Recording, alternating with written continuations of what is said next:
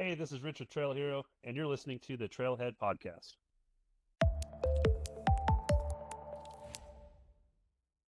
Hello, Trailheads, and welcome to the Trailhead.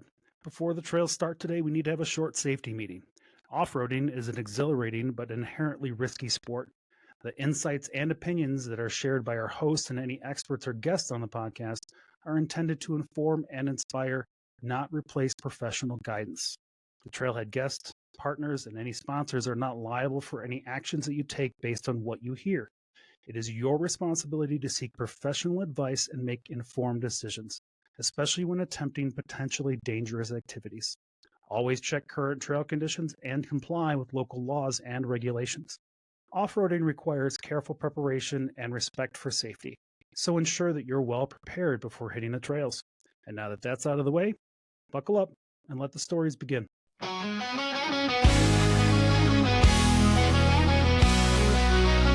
Rev it up, let it roar, feel the ground shake. Pedal down, dust flying, no time to waste. The trailhead's calling, engine power on a roll.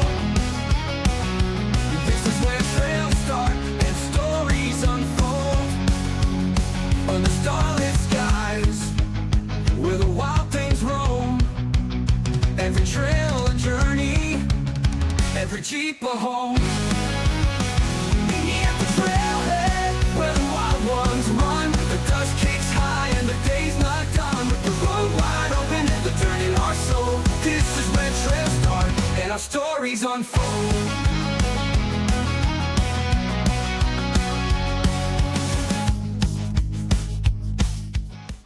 Welcome to the Trailhead, everybody. This is JD, and you have heard us all talk about all of our Trail Hero adventures and all the things that we went out and did for the week in the hottest weather I've ever wheeled in. So now we've got Rich Klein here to talk kind of a little bit of a post wrap-up situation, and we're going to talk a little bit about Trail Hero X and maybe some stuff going on next year at Trail Hero. How you doing, Rich?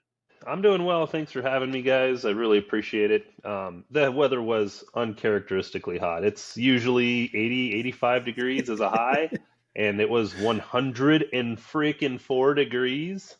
Yeah. I think it wore down a lot of people, but we had a great time anyway. Surely one of those things where, you're just kind of happy to be off the trail sometimes and get in the AC or into the lake or whatever.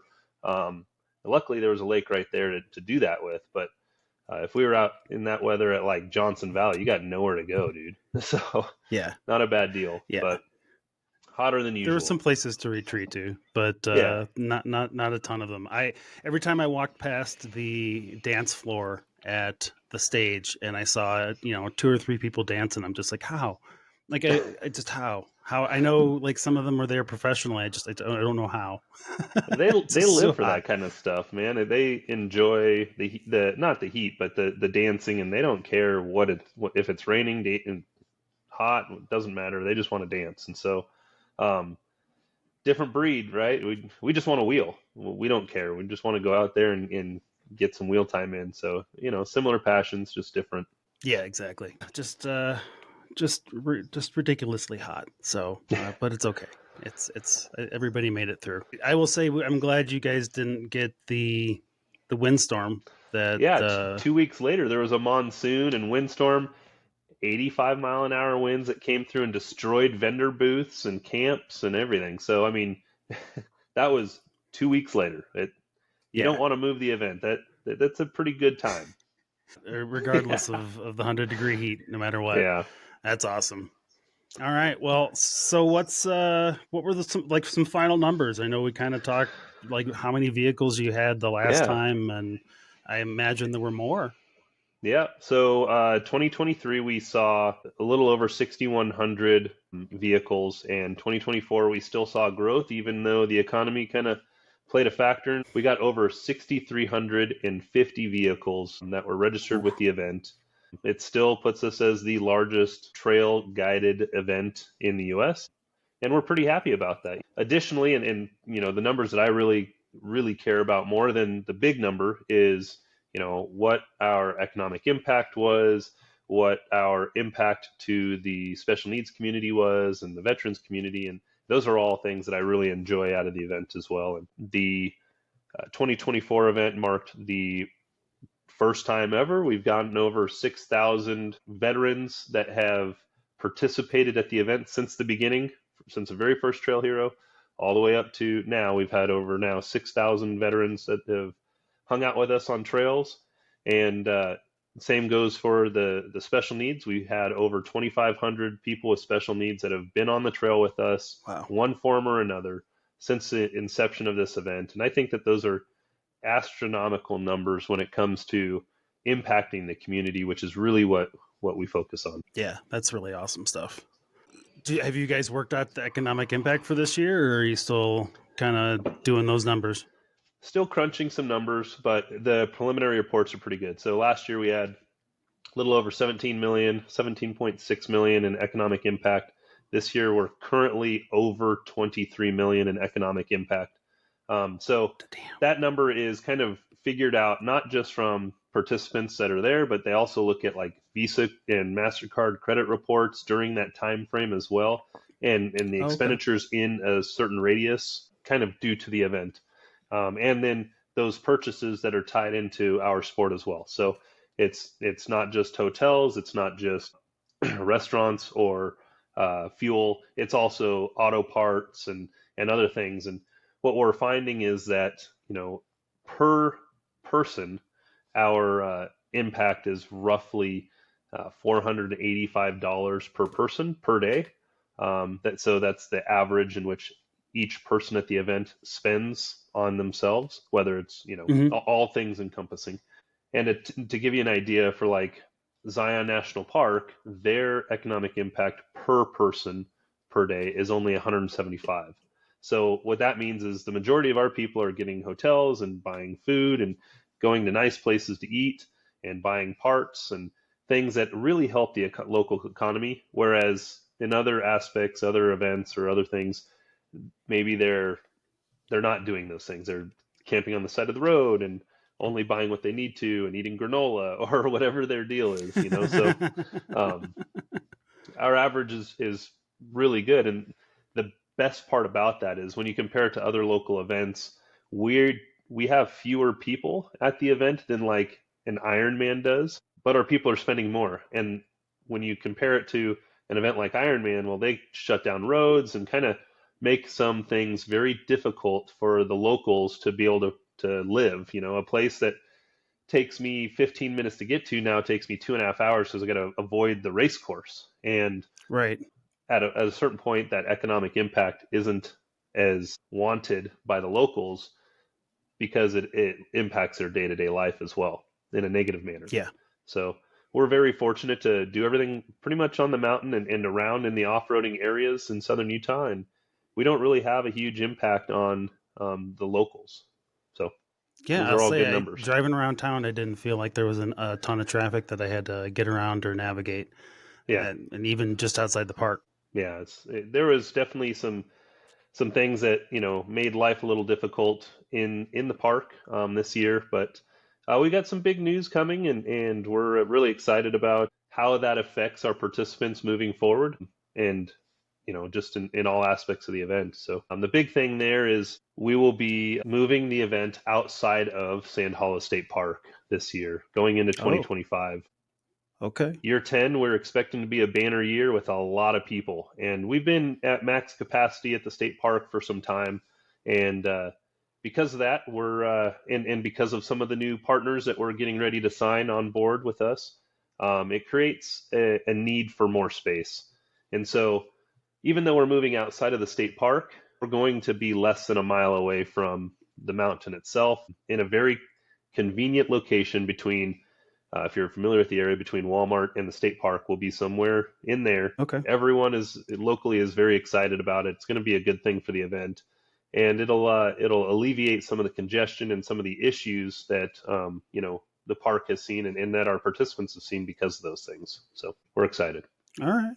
it kind of makes sense. There were a lot of people on the beach at times, especially when trails are going out, and I could see how that just kind of gets to capacity at a certain point.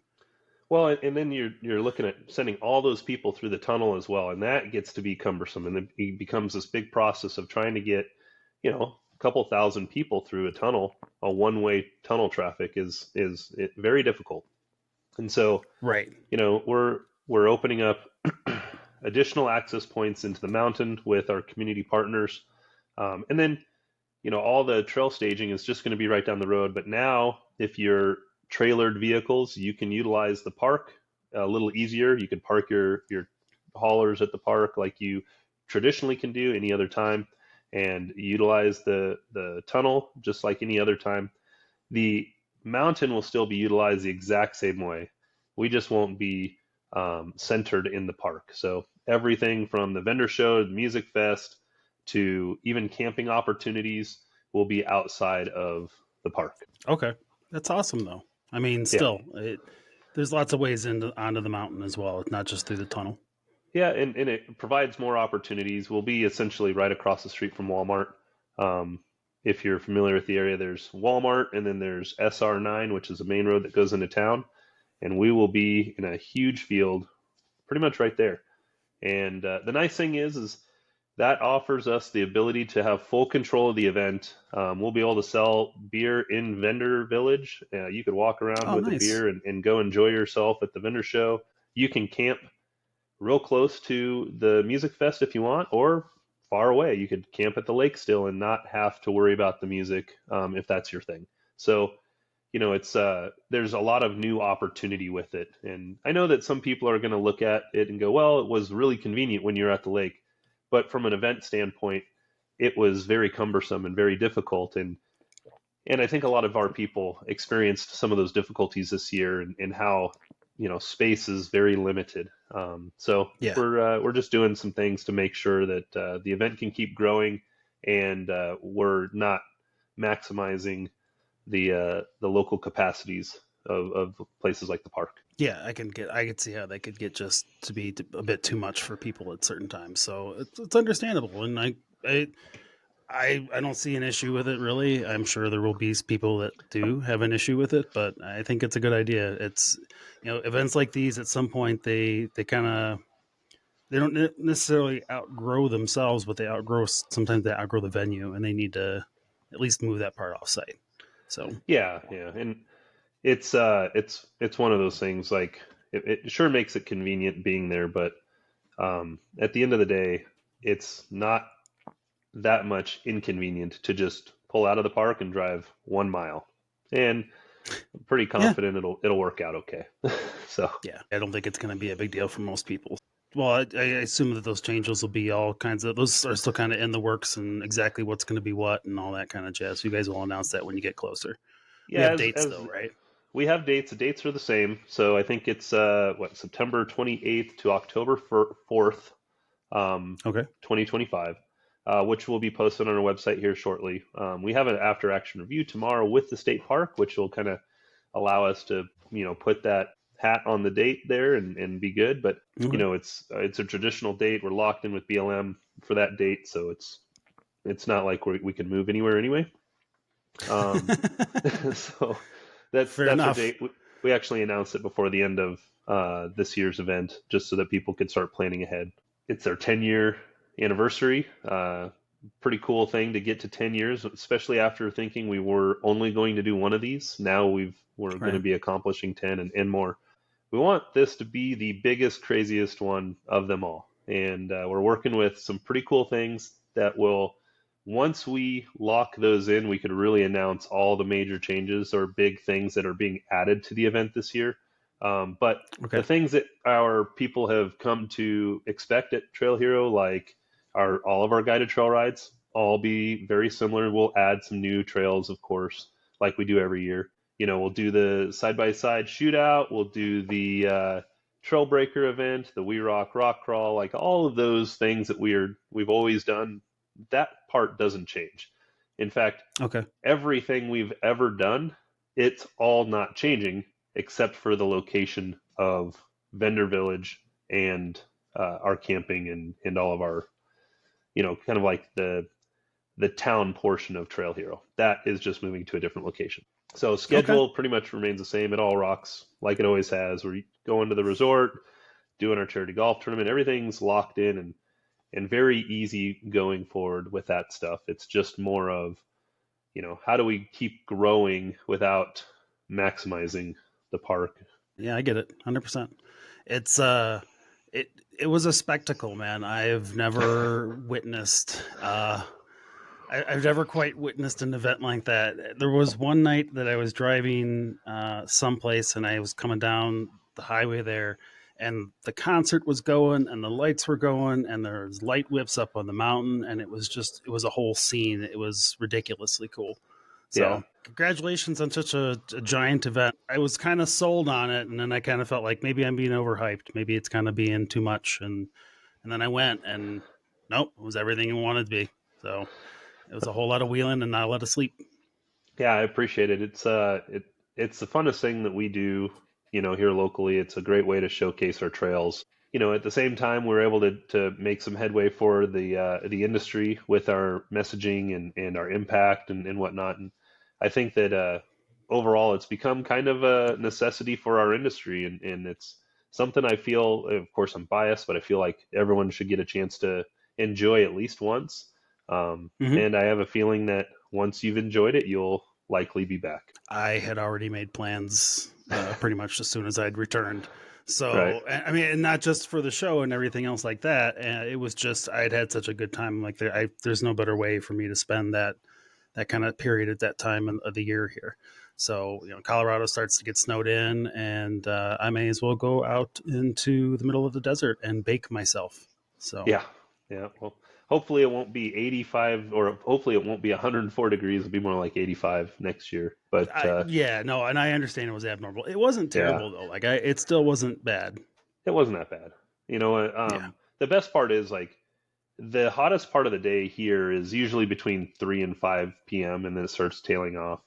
And most of Mhm. the trails are done right at 2 to 3 o'clock. And so, Yep. and with the amount of people that we put on the trails, I think that our guides do an amazing job to get that many people through the trail that quick. It's one of those things like, yeah, it was hot, but when you come back to the event, it's nighttime and the vendors are going and the food trucks are going and the music's playing and it's a lot of fun.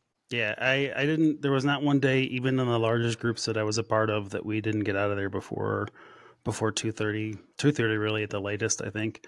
Yeah. Um, and even then, that was the plan. So I like to wheel as long as I possibly can. You're right. Just that one period of time, I was just like, that wasn't going to happen whatsoever.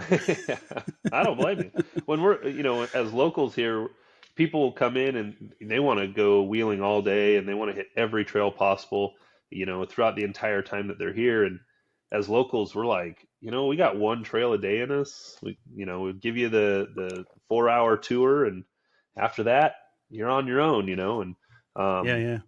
so that's kind of the joke here is when people come here on vacation, they want to get as many in as they can, and it's fun, but we only have so much in us. So I mean, yeah, there is that too, and yeah, I drove East Rim and West Rim, and I kind of drove all around. I kind of got a good feel for the whole thing, but I know there's so many more areas to explore with that. yeah. So I'm gonna come through there and find a four trail for you, just Oh yeah. or a six by We your uh scale. we're developing a couple fours right now, fours and fives. Um, Okay, so yeah, it's we're trying to build more for just about everyone. nice. I mean, don't get me wrong. There were still plenty of places to go and do, and East Rim was gorgeous. Like it was an absolutely gorgeous drive. So we kind of touched base about the 2024. We don't really need to dig into too many of the challenges. I think most people know, like issues that individual people had, but overall, like I Yeah. don't think any of those really detracted from everything else that was going on. I think that any event always has some people who don't necessarily like to follow the law, and you're going to get pulled over for that, and cited if you're you know crossing the line too far, and that's kind of the deal with it. There was some some people who thought maybe that was a little unjustified, but I actually got our numbers today, and it's pretty amazing. So we had 22,000 people at the height of the event. Of the 22,000 people, there were a total of 1,580 people who got pulled over for something. Of that, only 103 citations were issued. So Oh, that's pretty good odds. That's yeah, no 22,000 kidding. people in a day, but over the entire course of the event, only 103 citations. So I think we did pretty good there. To put that into perspective, that is 0.4 of 1%. Yeah. That's not a bad deal. No. And it seems like there's a couple people who may have gotten citations, and that sucks. Like, I'm super bummed that that happened to you, but we gave ample warning ahead of time. And if you're Yeah. considering coming to Trail Hero, know that you need to get your registration right. You don't drink and drive. Don't have open containers. Like, Run the those right were, color lights. You don't run them on the road. Just follow yeah. local laws. Like you're supposed to take that You Utah course when you come into town. Yeah, and you guys, I mean, not you guys, your listeners, but people should know better. The alcohol Yeah. laws are very similar here as they are anywhere else. There's nothing really different. You can't drive around with a beer in your car. Yeah. That's pretty regular, unless you're from Yeah. Texas, I think. So, there was, That might actually be part of the state constitution. yeah, right. But I mean, there was like 6 minor consumptions. Nobody wants to see a minor with a beer in their hand. Right. 34 people that got pulled over for no registration. Like, guys, Yeah.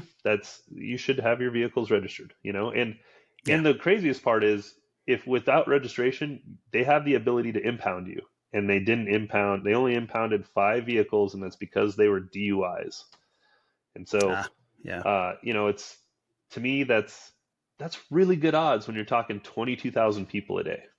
Like, Yeah. I'm good with that. Seriously, there's way more trouble from a stadium that's releasing 20,000 people than Trail Yeah. Hero. So Yeah, I and agree. at the end of the day, if you don't want to win stupid prizes, don't play stupid games. That's Yeah. what it really Yeah. kind of comes down to. So, Yeah, I think some of those folks. I think you're right. I think a lot of the folks that are the most vocal ones are the ones that got the tickets. I mean, I had a bad running line. I got pulled over in Hurricane, and it was nice enough not to give me a ticket because it was just the running lamp, not the turn or brake. yeah, But still, I would have. I kind of giggled to myself when it happened because I'm like, well, I'm getting a ticket today and I deserve it. And see, I knew it. So yeah. yeah, it's. And then you didn't end up getting one? I didn't actually, no. So funny story I'll relate to you that I've previously told on the show.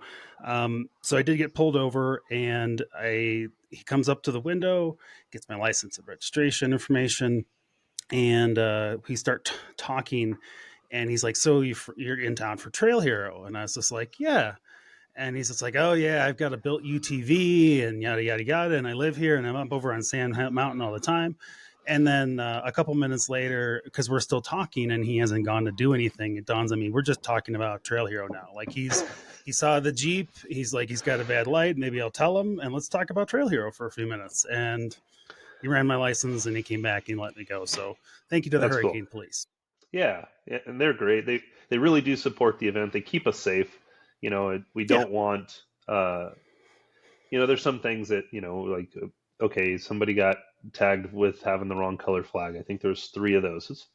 We've talked about that with them, and they're going to work on more of a education approach. But in reality, they're not saving lives doing that. They are saving lives by making sure they get the DUI under Right. control, and the open containers probably not a good idea. And so those are the biggest things, and we want to make sure that we support them on that. And we're always going to take a position of backing the law enforcement, and you don't break the law. But I'll never advocate Ultimately, for they're breaking looking the out law. for the safety ball.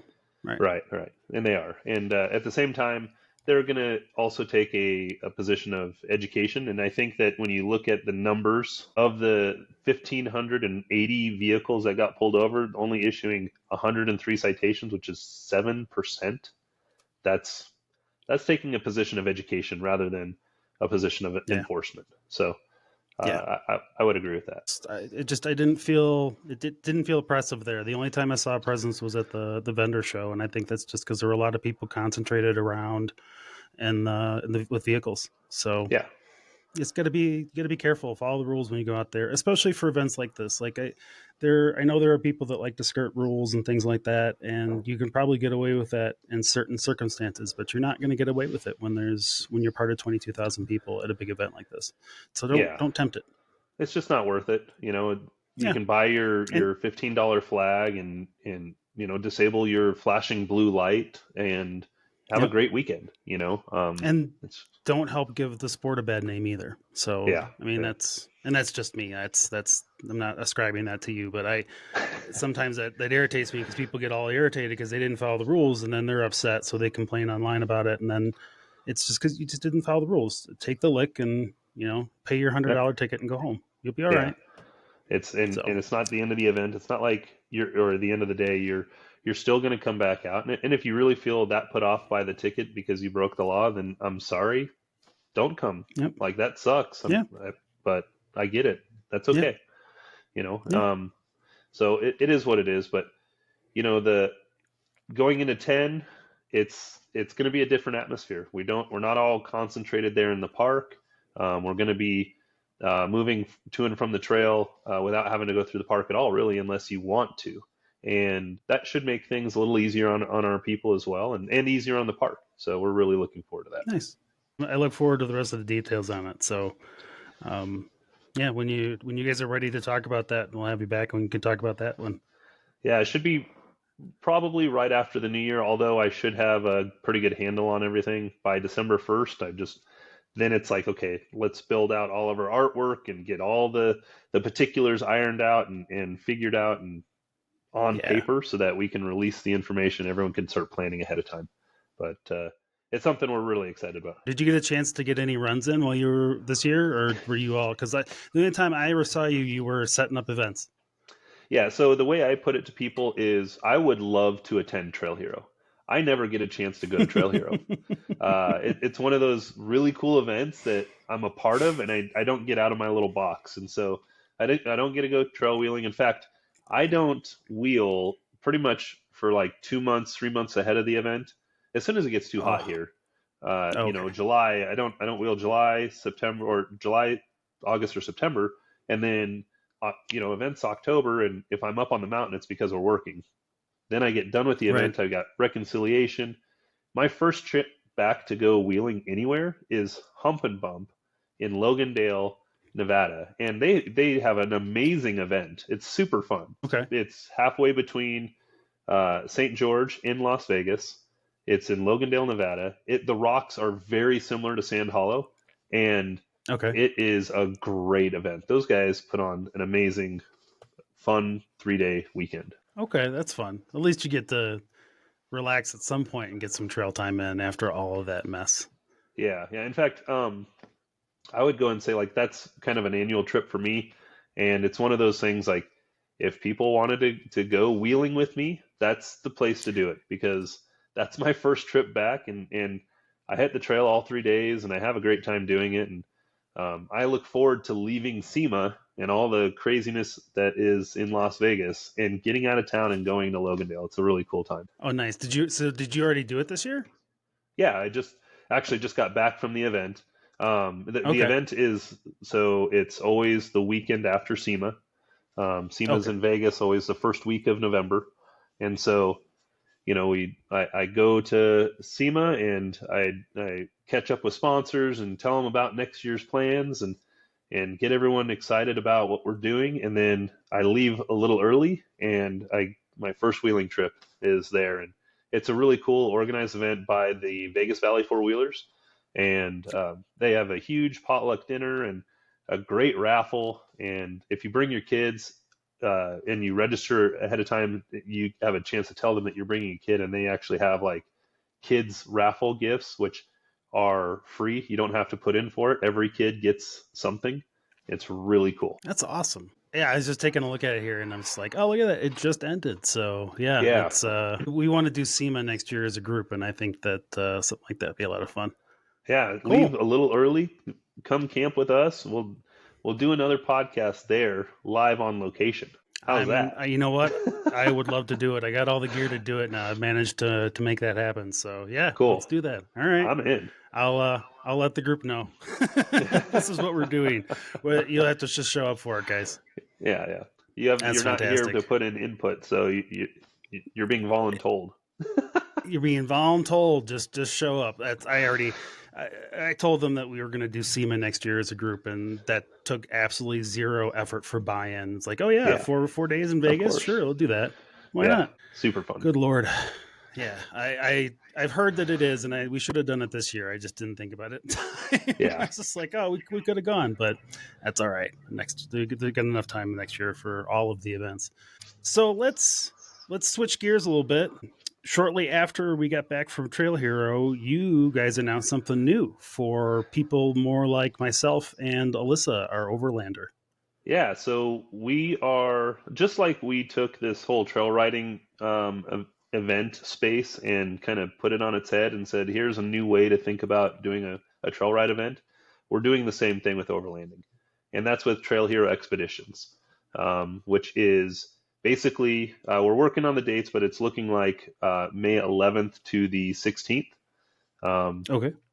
And what we're looking at is a an event that's made for television in one aspect and made for the public in another aspect. And this is kind of the cool part about it. So let's Okay. go into the made for public aspect. All right. In the made for public This is the part that aspect, got me hooked. Mm-hmm. nope, this isn't the part that got you hooked. This is a part that I Really? haven't announced yet. Yeah.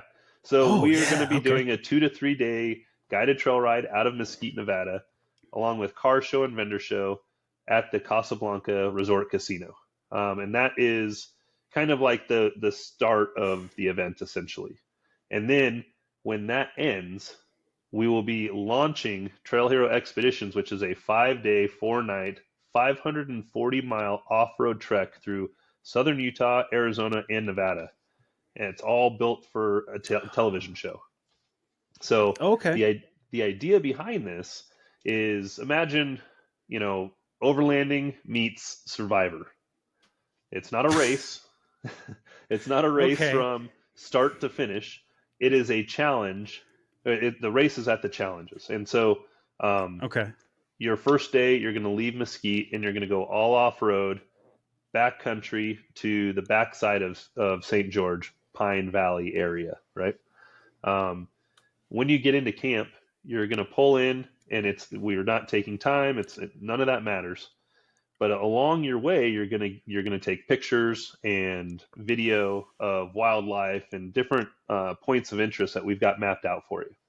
Mm-hmm. And you'll get points as a team to capture those moments. When you get into camp, you'll then be taught something. Maybe it's Justin from Factor 55 is teaching you how to do a recovery.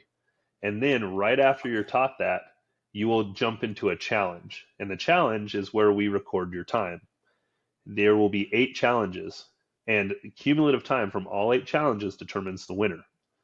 There's a challenge every night at camp Okay. and every morning before you leave for the next camp. Okay. So you'll put in roughly 100 miles a day and get out and explore each of these areas. When you first register for the event, you're going to have a chance to sign up as an expert, intermediate, or novice. And this is where it really gets interesting, because if you're an expert, and everyone thinks they're an expert, they're going to get coordinates and a map, and here's the points of interest, here's camp, good luck, map your own way. And Mm-hmm. there's no routes to give them. They've got to figure it out themselves. An intermediate, you can register, you'll get that stuff, and you'll get a guidebook that tells you turn right at this coordinate, left at this coordinate. But when you're looking at a paper map, there's no coordinates. So you have to Right. figure out how to make it work, right? And as a novice, you'll get all of that plus a GPS file that could be used on your phone or smart device so that you can navigate and not lose track of where you're at. It literally geolocates you. It's all from Cartotrax. It's a really cool deal. We use it flawlessly for Trail Hero.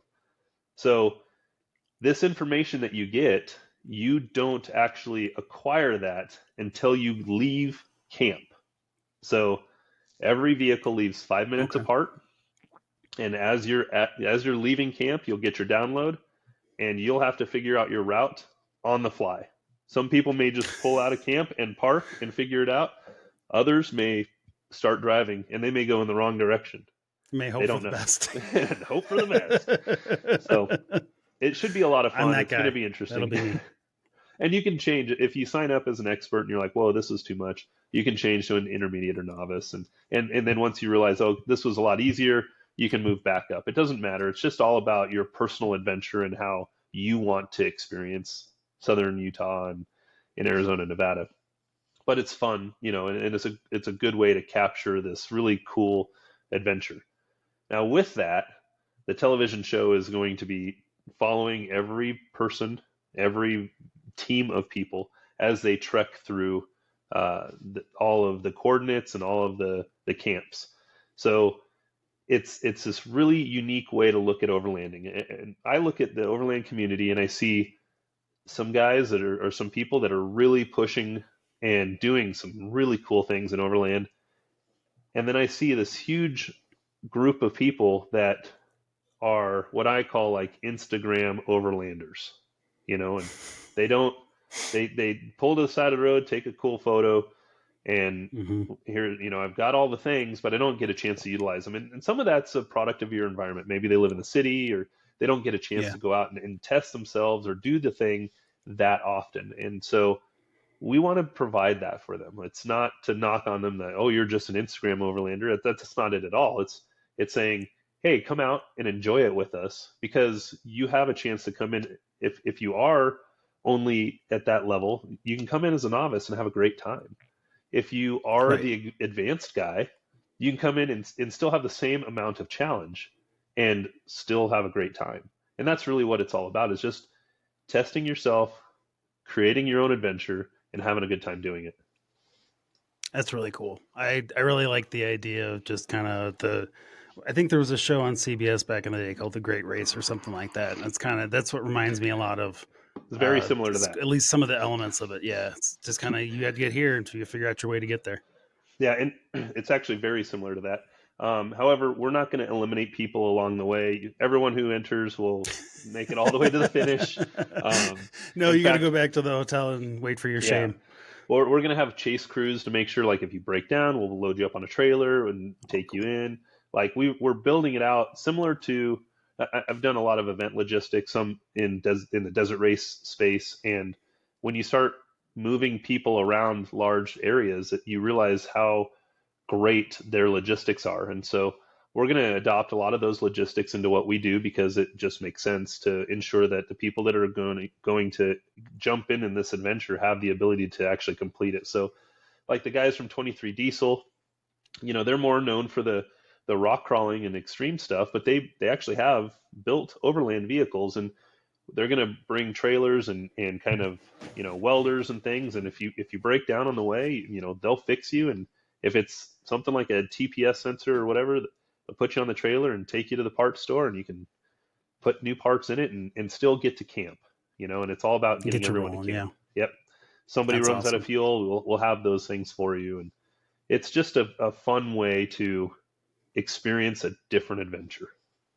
That's really cool.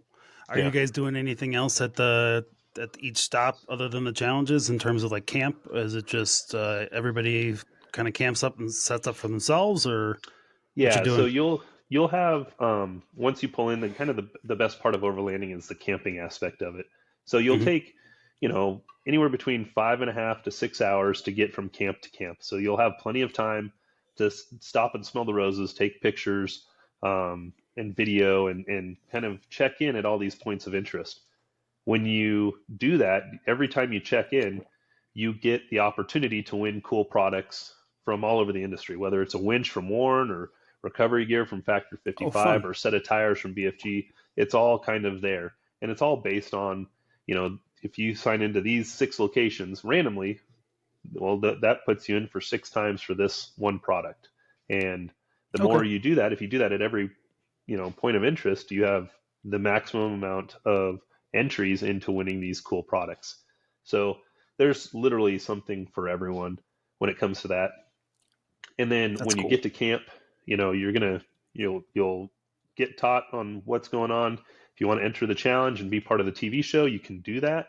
If you don't, you want to just set up camp and chill out and watch, that's totally cool too. We're gonna, Okay. you'll essentially cook for yourself because that's part of the overland experience. All However, right. we'll have some food there if some people didn't come prepared, nobody's going to go starving. Although you Right. might be Right. eating granola bars and stuff. Yeah.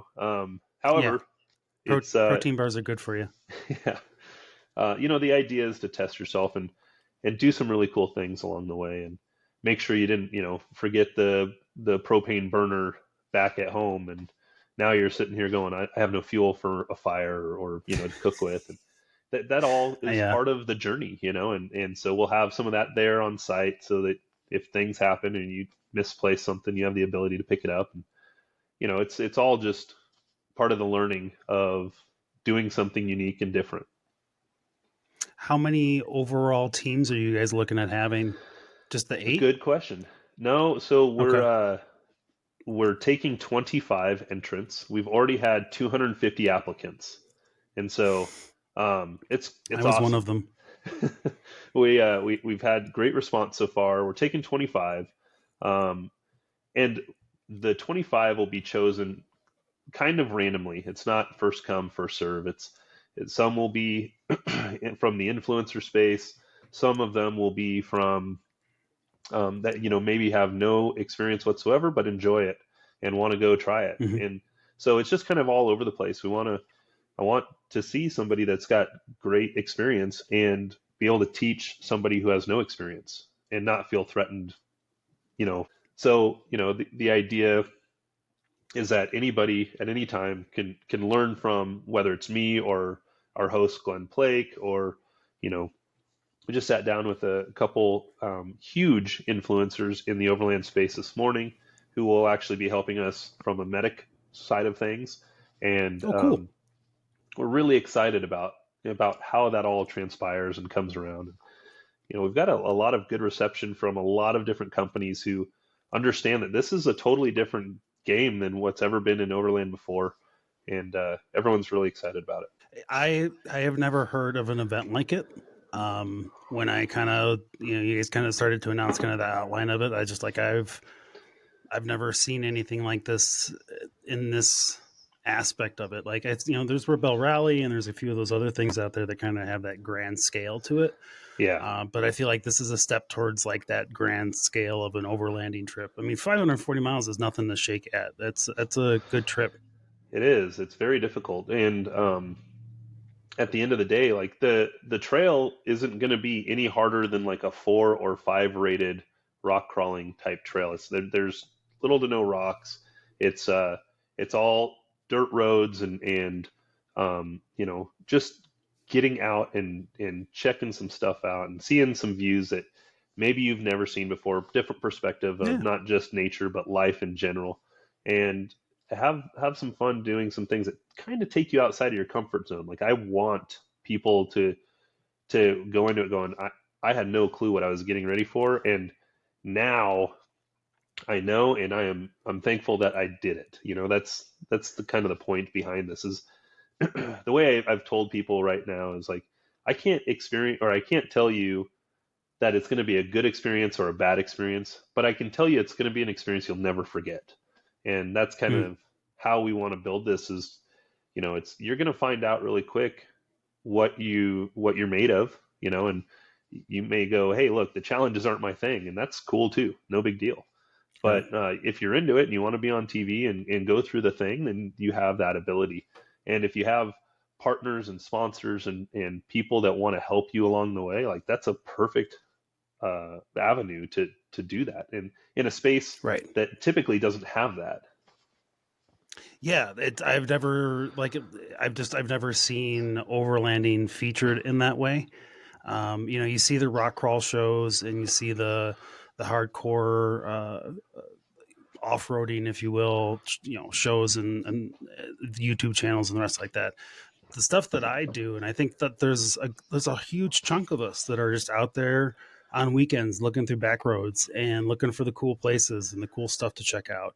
Yeah. And it's nice to see. It would be nice to see that, kind of highlighted like that in a way where other people can see what it is that makes it so interesting to us and why we don't necessarily rock crawl. Yeah. It's not always about doing the hardest thing possible. And when I first moved to southern Utah, it was, we have this great mountain, and there's so many trails that could be built and so much fun that could be had here. And I've been so absorbed into this plot of land that I didn't get a chance to, adventure out and see other parts of this area. So now that, I've been working on this for a couple years. Now that I've got the routes and I've got the, financial backing and some other things in place, it's like, let's pull the trigger. And I've been driving these canyons and up these roads, and kind of mapping all this final logistics stuff out. And I'm having such a good time. It's kind of like reinvigorating my off-road passion. And I'm really excited to just display what Southern Utah has to offer, and Nevada. There is some great terrain Mm-hmm. outside of Mesquite, and there's some great places like the Casablanca. They want to be known as like this off-road venue, this destination where you can go. Maybe you're Okay. going there on the way to Trail Hero or on the way to Vegas, or you just come there to go explore Nevada trails. Like there is so many cool things outside of Mesquite, so much rich history. Really? Oh yeah. You Okay. can go from That's Mesquite all fun. the way to the Grand Canyon completely off-road. Really? That's Yep. amazing. And we'll Okay. be I did doing not it know during that. yeah. And you can do the same thing. You can go all off-road all the way to St. George. You can go all off-road to Vegas, which we won't do that part, but there's along the way, there's mines and history. There's a swamp where somebody literally put like an alligator, and it lived for like a decade out there. Yeah, in the middle of the Good desert. Lord. Yeah, and then there's some Okay. really cool things out there that is just a ton of history that people just don't know yet, and I want them to go experience that stuff. And there in Mesquite, it's, for me, it's 45 minutes away, but they've got a lot of amenities that really cater well to the off-road lifestyle that people just don't know about. And so we're really Yeah. excited to work with Mesquite and the Casablanca, and kind of build that awareness. And we're going to have a concert and all sorts of cool stuff as well. And it's just going to be a good time. And if you've never driven past this resort, guys, it's a giant it's a giant resort. It's a giant resort. If you've driven past it, you've seen it. There's a giant parrot outside. It's the one with the parrot, right? Yeah, yep.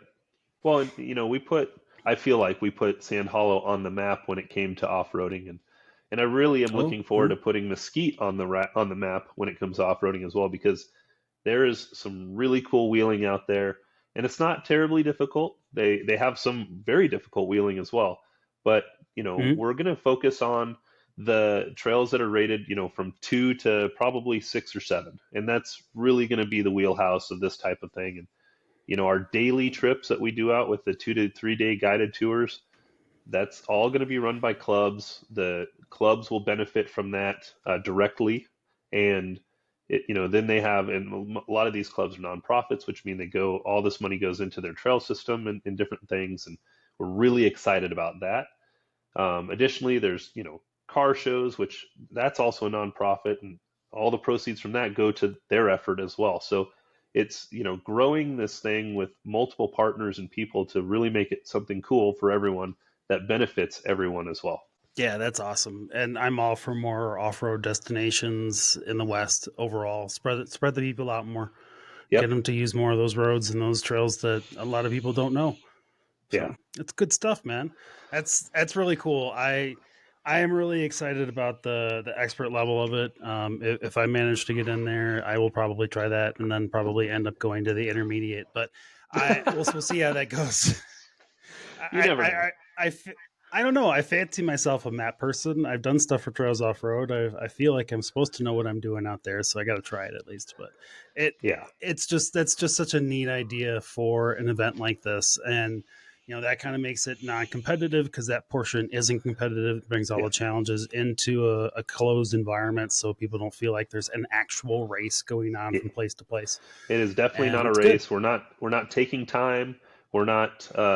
It is just a dirt road that we're going to start driving Right. down, and you'll probably see other participants along your way, and every vehicle leaving 5 minutes apart from each other, you're bound to catch up to somebody if they take a little longer than you would taking a photo, or maybe they have a bathroom break or whatever. They're enjoying the view a little longer than you would. And I think that Right. that's perfectly fine. But if you end up following them and they get lost, then you get lost. So I would make sure that you still look at your own notes, you know. Make good But choices, folks. Yep. yeah. Don't be the dodo bird that just follows the other dodo bird right off the cliff. But Oh there's boy. there is so many cool ways to test yourself in these kind of atmospheres, and a lot of us Right. have been doing it for a long time. Like that's the way we work. I look at the map and I go, that looks like a cool spot to go to.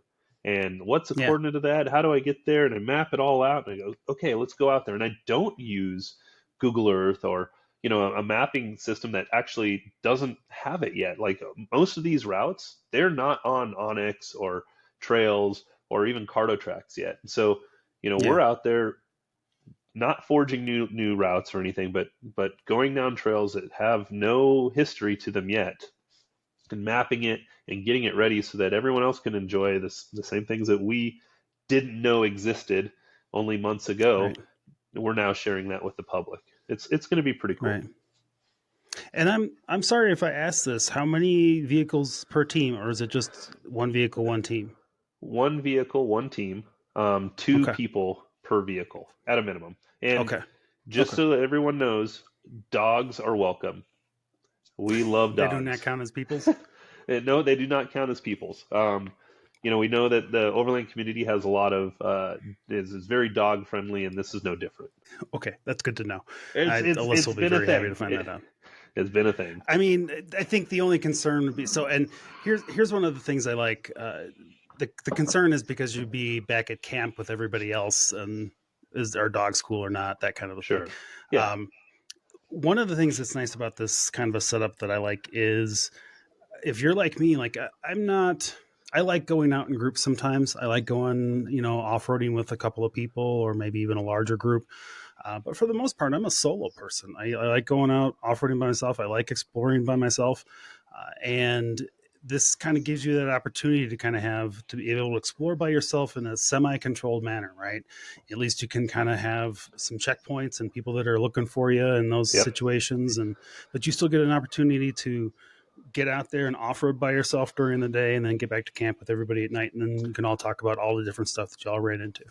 Well, and one thing that we haven't discussed yet is the tracking that goes into each of these vehicles as well. We're going to put trackers on every vehicle.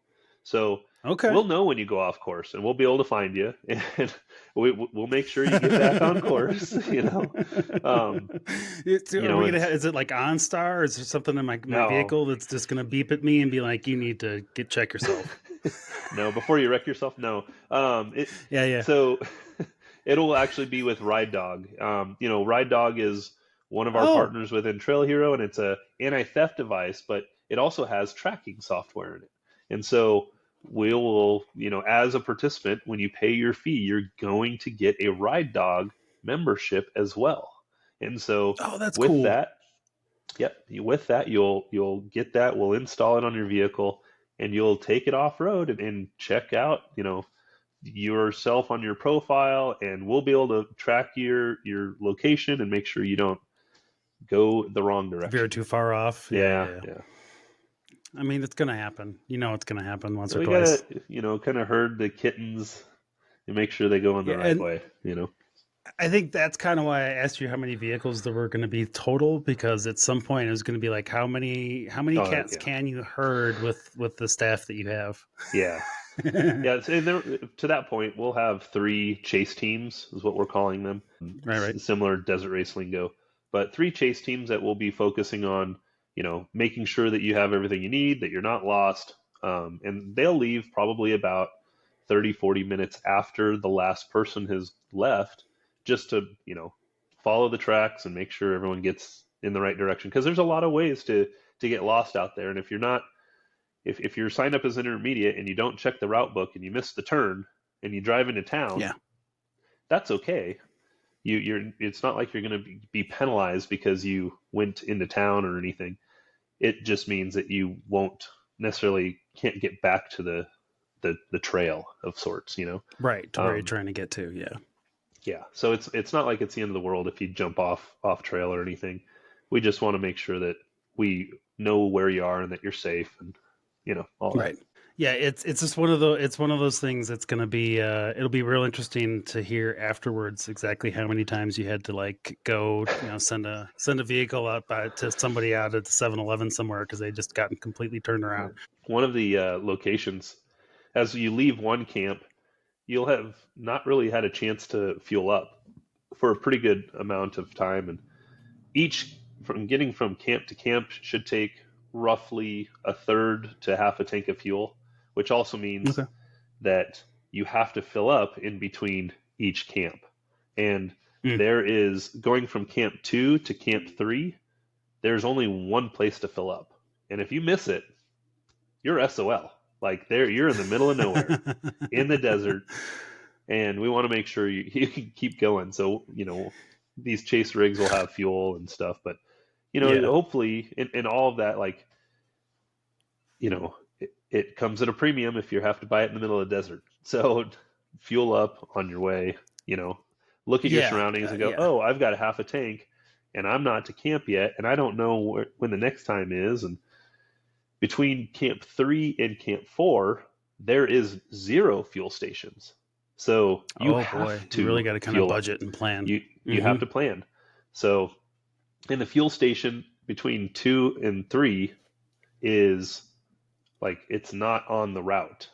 You have to look at where you're at, your surroundings, go, hey, 2 miles over there is a town. We need to go fuel up. And that's going to be absolutely necessary, or you're going to be, up shit creek without a paddle. But that's part of awesome. Overlanding. That's part of the experience and the planning of it and 100%. Having fun with it, And I think, especially, and if you're a person who overlands in an area that's more wooded or the trails are more defined, in an area anywhere in the desert, it gets a little sketchy because of the way that the winds blow and sand moves and things like that, and it's real easy to find yourself off the trail and that you intended to be on real easy. So it should be an interesting adventure up and down through there. But I know not all of that's through desert, right? Some of that's through. No. So the elevation change, this is actually a key component to what we're doing. The elevation starts at 1,160 feet. And at the highest point, at one of the overnights, will be north of, the highest point gets to 9,600 feet. And an overnight is above 9,000. So if you're used to low elevations and now you're camping in high elevation, now, a lot of people have to get acclimated to that, and they can't do it all in one trip. And it becomes, shortness of breath. You wake up in the middle of the night feeling like you're kind of choking a little bit.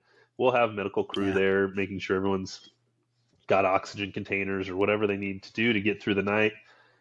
But that's all that's part of the thing. Like, we're overlanding, we're trekking in areas, and we'll go, from 9,600 feet to 6,800 feet to 3,400 feet down to 1,100 feet. And it's, in the first day, you're going to go all the way up and then you'll work your way down.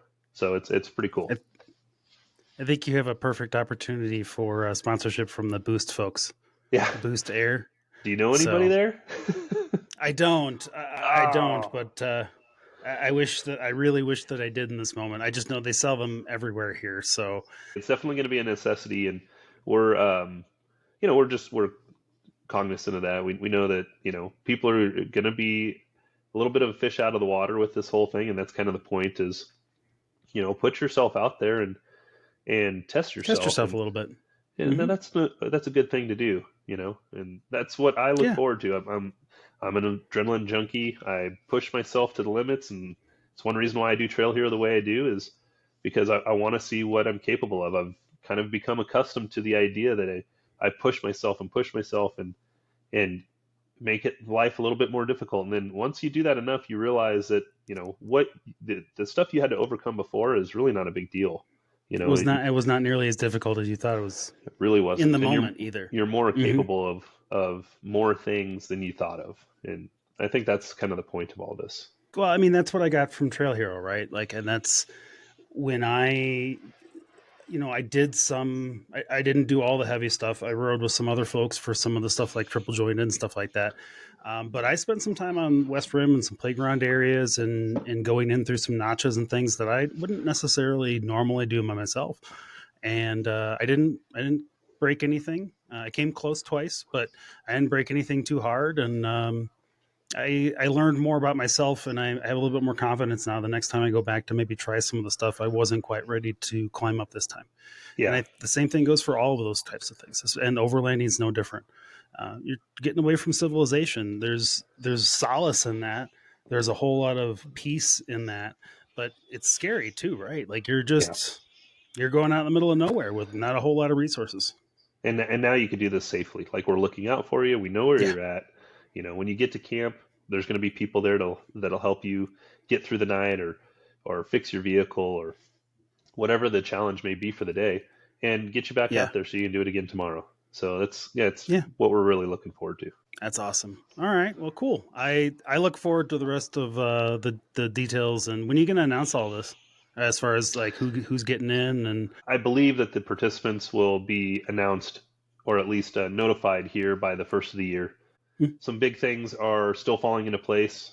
Just to let you guys know, the show will be aired as of right now on Speed Sport 1, which is 210 million homes. However, Hmm. there's a little bit of a bidding war right now between Amazon and Netflix, and with Oh, a six episode miniseries. And okay, if that hits the way we think it will, like everything's working out right now, it'll be on one of those networks instead. And so okay, the distribution for this TV show is immense, regardless. We're really right, excited to work with, and happy that Speed Sport has given us a home for the show. However, if we can get one of the big fishes as well, which Speed Sport's a big fish, but yeah, not to the yeah. likes of Amazon and Prime Video. So if we can get As on far as with one of penetration them, is concerned, yeah, yeah, yeah. And so we're really excited about, what this does for the industry as well, because there's some really good opportunity for people that have been doing this for a long time that want to take themselves to the next level. There's good opportunity for them, as much as the novice entry level guy who just wants to go out there and have a good time with his wife, or whatever. So yeah. I imagine that folks like Amazon are looking at the success of like the backcountry discovery route videos that have come out in the last couple of years, those kinds yeah, of things. I imagine that they're seeing way bigger numbers on those streams than they thought they would. yeah, So they that's really are. cool. All right. And anything else that we should know about it before we get off that subject? Yeah, so I think that overall, the one thing to take away from the whole experience is just being able to enjoy whatever your passion is a little differently. A little, maybe it's a little bit more extreme, or maybe it's less extreme, and with people. Like, whatever it is, Yeah. it's all just an opportunity, however you decide to look at it. And we're really excited to have everyone apply. And those who have applied for this first year, we're definitely going to look at you for other things that we do as well. And if you make it, or you don't, I wouldn't take it as a negative. We're going to take a mix of everyone, so it doesn't matter. It's not a The, personal affront, right? no, about the only thing you can't take on this is a Subaru. We're just not Wait, gonna. did you get somebody to apply with a Subaru? We had a couple, yeah, and it has less to do with the vehicle itself. It's more ground clearance issues that we would have Mm, hmm. throughout. But we had a stock F-150 with 33s get through it, and it just ripped off the front valence. So it's not like it's terrible, but I think it'd be a little too much for a lot of the Suzuki crowd. Um, Yeah. so but you should be able to pull a trailer. We got the guys from Teton X that are going to join us. Got some really cool things, and kind of in cooperation with them, and especially with High Country Customs, or sorry, High Country Unlimited, who do like kind of the side by side space of overlanding as well. And Oh, cool. so, and it's Wait literally a like, second. There's a side by side space of overlanding. yes, there I is. had no Yeah, idea. it is a big deal, and we're Huh. a lot of people are putting rooftop tents on side by sides, and they're they're camping in doing overland stuff in side by sides, which I think is awesome. And I also enjoy, the guys that maybe aren't quite overlanders, because in my opinion, I feel like an overlander is ultra reliable, not huge lifts, not huge tires, not all these Hmm. other things, but I maybe the guys that are calling themselves extreme overlanders right now, I enjoy that aspect of overlanding as well. Right. And I think that this is a good platform to be able to just kind of melt everything together and find something that works for everyone, you know? Yeah, I think there's a lot more common ground in that than people realize.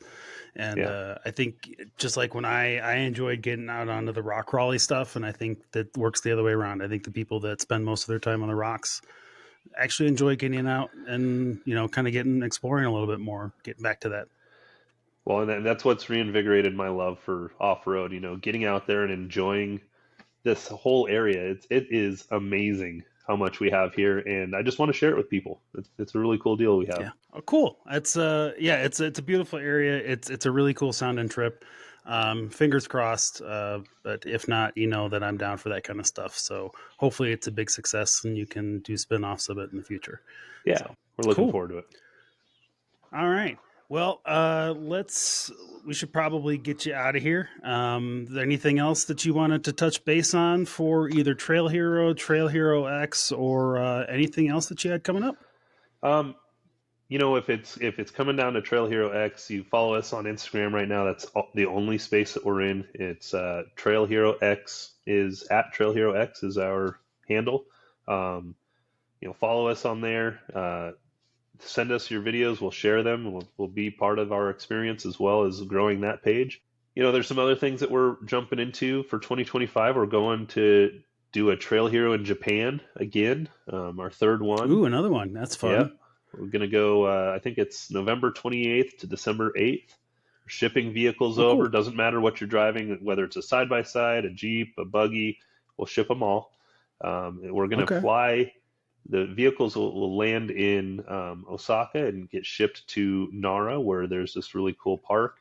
And then we will fly to Tokyo, spend a couple days vacating in Tokyo and checking out the area, then take the bullet train down to Osaka and enjoy off-roading for a couple days as well, and Trail Hero in Japan. And then when we're done, we'll load all the vehicles up and ship them back. And we've got it down to a science now, and it's a lot of fun. And we've done it twice, and now we're experts. So I mean, it's the first time is always like, you kind of guessing as you go. The second time you're kind of figuring it out. At that point, then I think you're yeah, almost an expert. Yeah. we're good. I'm an expert overlander now. See, Oh, we're in our second season. I figure we're approaching expert podcasters, yeah, although yep. I really don't see that ever happening. I think we got it pretty dialed here. It's a pretty cool deal. But We I try. think the Trail Hero Japan thing is going to be really exciting. We've got a large group of people that like to go. It's a really cool way to travel to Japan and do something that maybe a bucket list item, go drive off road in Japan, which is unheard of. And do so safely. We're going to travel the countryside. You'll be with roughly 20 other people that, are doing the same thing with their families, and kids are invited, and it's a really, really good time. So that's one thing that we're really looking forward to in 2025 as well. That's awesome. Yeah, maybe I'll have to borrow Pope's Jeep and send it to Japan. I There you don't go. think my Jeep would make it over there. I think it needs some bigger tires. Actually, their premier off-road vehicle is like a Suzuki Samurai on 33s, and you have a You know, blast in that thing. the minute you said it, because I had a fella on here from Moto Testo, he's a Philippines overlander supplier out there, and he was saying that most people out in that area, which is all swamp and heavily forested Yeah. areas, it's all 33s, 35s are pretty much max. Yeah. It's the only Hmm. tires that are bigger than that are ones that we are importing and through our friends. And so um, it's that the extreme aspect of the sport is evolving, but the sport really is the smaller vehicles, the lighter vehicles with the smaller tires.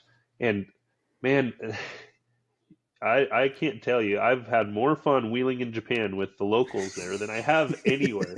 It is a freaking riot. They know how to party, they know how to have a good time. It is nonstop laughs the entire time. It's a blast. That's awesome. How many people do you take over there for that? 2 years ago, we took 26. So Okay, it's it's a really decent dependent number on of people. yeah, it's really dependent on how many people want to go.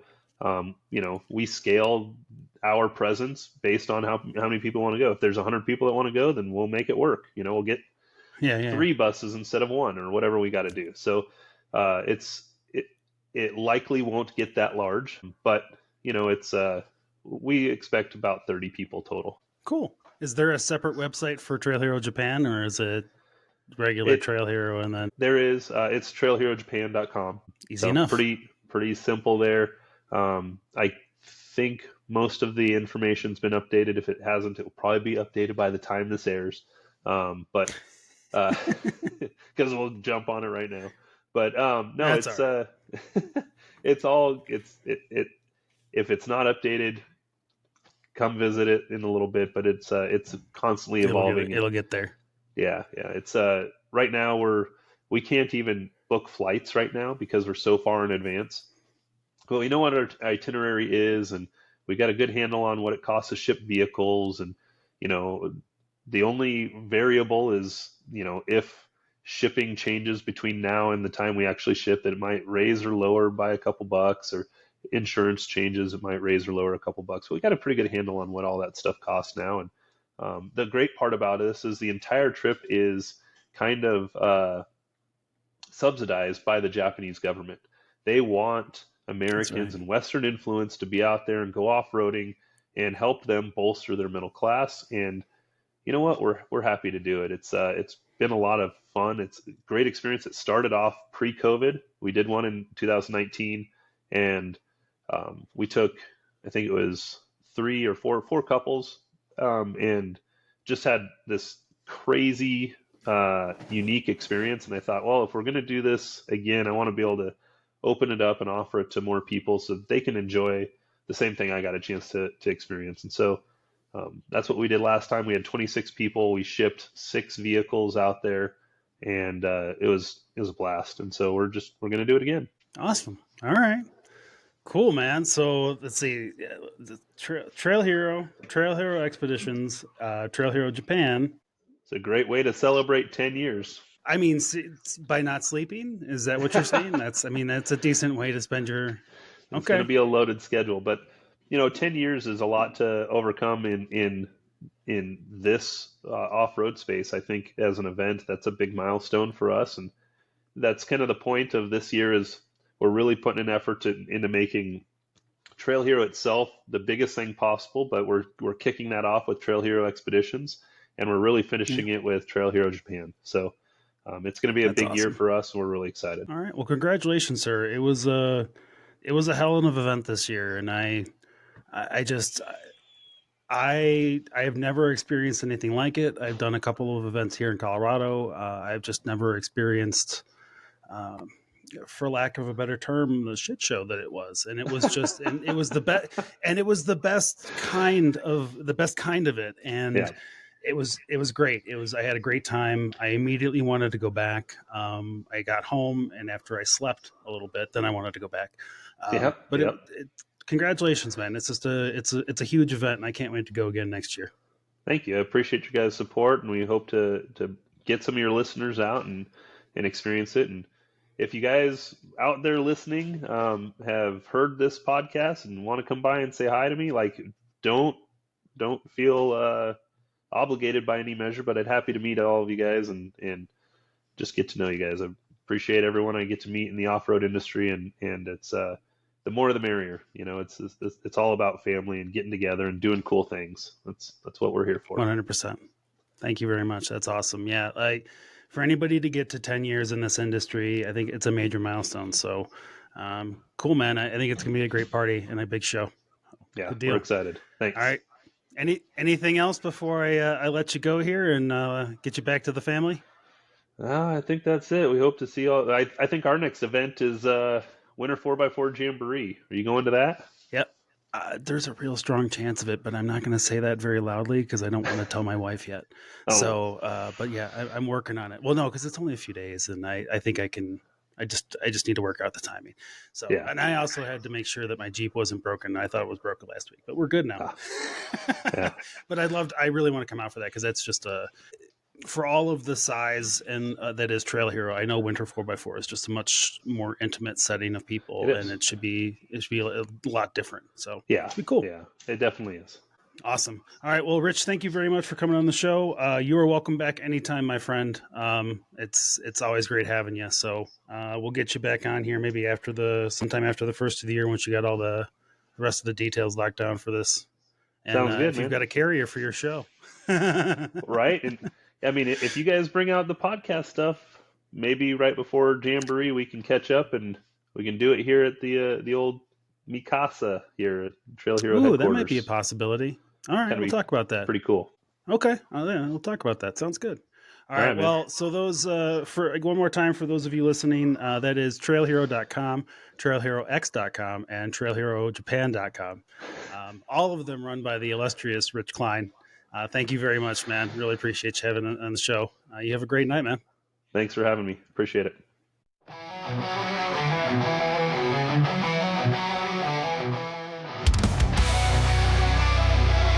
Rev it up, let it roll, feel the ground shake.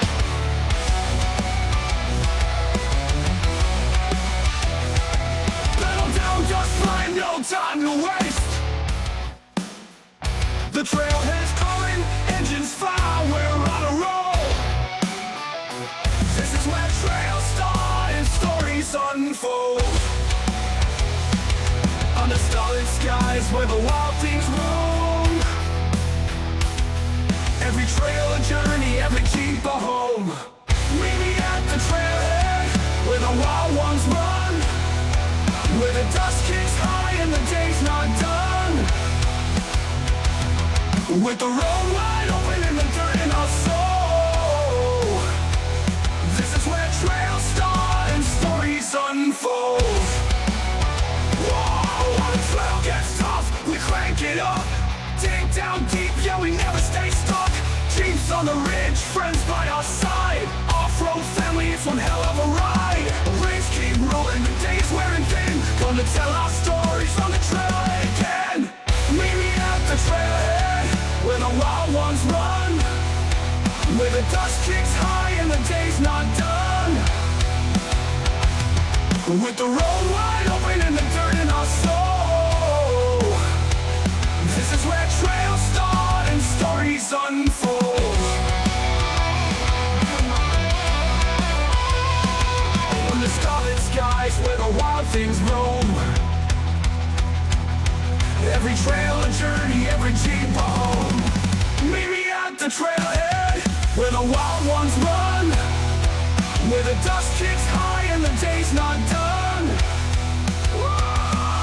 With the road wide open and the dirt in our soul. This is where trails start and stories unfold. This is where trails start and our stories unfold. This is where trails start and stories unfold.